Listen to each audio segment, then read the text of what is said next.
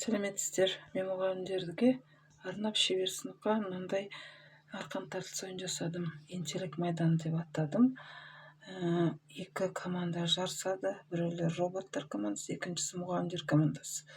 Мұғалімдер командасын ақыл күші деп атадым да, ал роботтар командасын дигитал титанс деп атадым.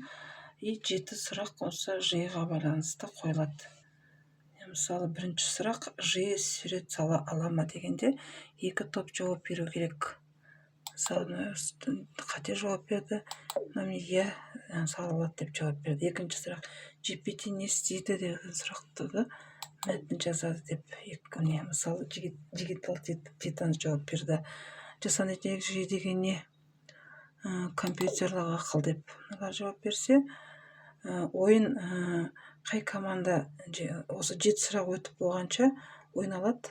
Қай команда арқанды өз жағына қарай тартып алады, сол команда жеңеді.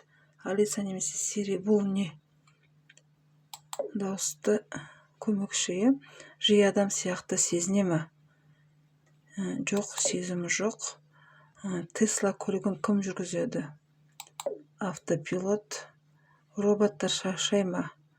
Жоқ, шаршамайды. Міне, ақыл күші жеңді. Рахмет назарларыңызға.